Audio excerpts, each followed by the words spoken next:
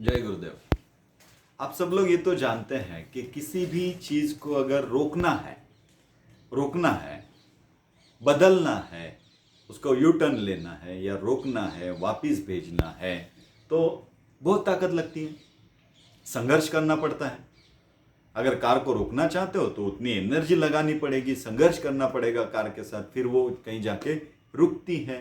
अगर उसको U turn करना है तो भी उसको संघर्ष करना पड़ेगा।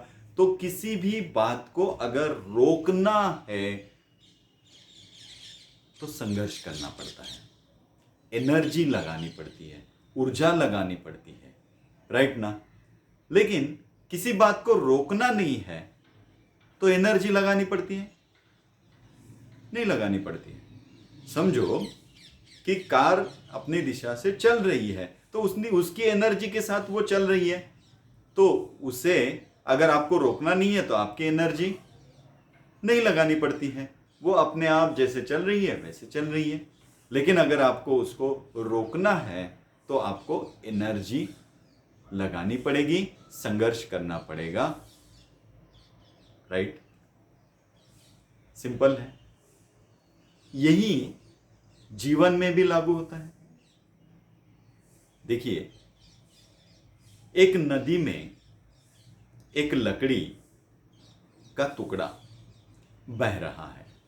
नदी जैसे बह रही है वैसे वो भी बह रहा है, जा रहा है। बस वो नदी जैसे बहा के ले जाए वैसे ही बहता रहता है, वैसे ही चलता रहता है। वो कोई अपनी मर्जी नहीं करता है। वो ये नहीं बोलता है कि नहीं मुझे नदी के खिलाफ चलना है, मुझे इस साइड से जाना है, नहीं बोलता है, राइट। नदी जैसे ले जाए वैसे ले जाए। वो छोटा सा लकड़ी का टुकड़ा भी जानता है कि नदी के विरोध में अगर मैं चला जाऊं तो मुझे मेरी ज्यादा से ज्यादा एनर्जी और संघर्ष करना पड़ेगा, और फिर भी मैं पहुंच ही जाऊं ये जरूरी नहीं है। छोटा सा लकड़ी का टुकड़ा भी ये जानता है कि संघर्ष करने से एनर्जी चली जाती है, रोकने से एनर्जी चली जाती है। अगर इसी चीज को हम अपने जीवन में उतारें, अगर आप जीवन में रोकना शुरू कर दोगे, ये ऐसा नहीं होना चाहिए था, ये ऐसा क्यों है, ये ऐसा क्यों है, ये ऐसा क्यों हो रहा है, मुझे तो ऐसा ही चाहिए, मैं ऐसा नहीं स्वीकार करूंगा, मैं ये नहीं करूंगा, मैं वहां नहीं जाऊंगा, मैं वो नहीं करूंगा।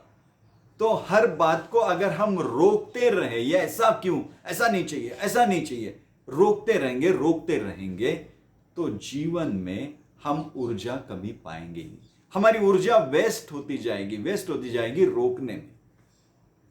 अगर आप अपने जीवन में बहुत सारा संघर्ष महसूस कर रहे हैं, बहुत सारी एनर्जी जा रही है, एनर्जी है ही नहीं, क्या कर सकता हूं मैं, ऐसे महसूस हो रहा है, तो समझना आप कहीं ना कहीं बहुत बड़ा संघर्ष कर रहे हैं। अगर जो है उसके साथ बह लें, उसके साथ हो लें, जैसा है वैसा, जैसा मिला वैसा स्वीकार है, चलते रहो, बहते रहो, तो हम अपने आप जीवन में एक ऊर्जा को पाएंगे। अब इसका मतलब ये तो नहीं है कि भाई हम विजन ही ना रखें। फिर आप बोलेंगे आप वो CII क्लास लेते हो, माइंड पावर का क्लास लेते हो, जिसमें तो आप बताते हो कि ये 3 टारगेट, ये 3 महीना आपके पूरे होते हैं, हम अलग अलग टेक्निक से वो टारगेट कैसे पूरे करने हैं इसके ऊपर काम करते हैं। CII प्रोग्राम में बहुत सारी माइंड की बातें जिससे हम उस विजन को, उस पर्पस को अनुभव कर पाते हैं, और बहुत सारे लोग इसको अनुभव भी कर लेते हैं। फिर आप बोलेंगे कि क्या वो आप कह रहे हैं कि एक विजन रखो और एक आप कह रहे हैं कि बहते जाओ, तो क्या दोनों अलग नहीं है? जी बिल्कुल अलग नहीं है। देखो, बहना इसका मतलब ये नहीं है कि मेरे कोई प्लानिंग ना हो, मेरा कोई विजन ना हो। मेरा विजन मैं करूंगा, मेरा प्लानिंग मैं करूंगा, मुझे क्या चाहिए इसकी इच्छाएं मैं रखूंगा, लेकिन जो देना है वो तेरी मर्जी है। बस मैं अपनी मर्जी रखूंगा कि नहीं, मैं चॉकलेट मांगूंगा कि नहीं, देना नहीं देना ये तेरी मर्जी। तू देगा तो भी ठीक, नहीं देगा तो भी मैं ठीक, तू जो देगा उसके साथ मैं ठीक हूं। ये बात को ध्यान में रखिए।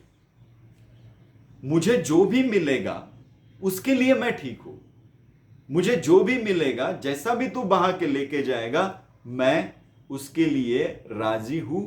मेरी कोई मर्जी नहीं, तेरी मर्जी।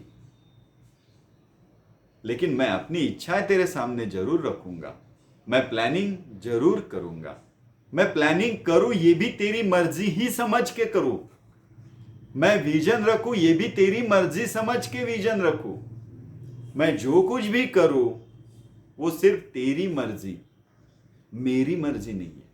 अगर इस भाव से हम बहते जाएं जीवन में, तो शायद जीवन मस्त हो सकता है, सुंदर हो सकता है। सोचिए। जय गुरुदेव।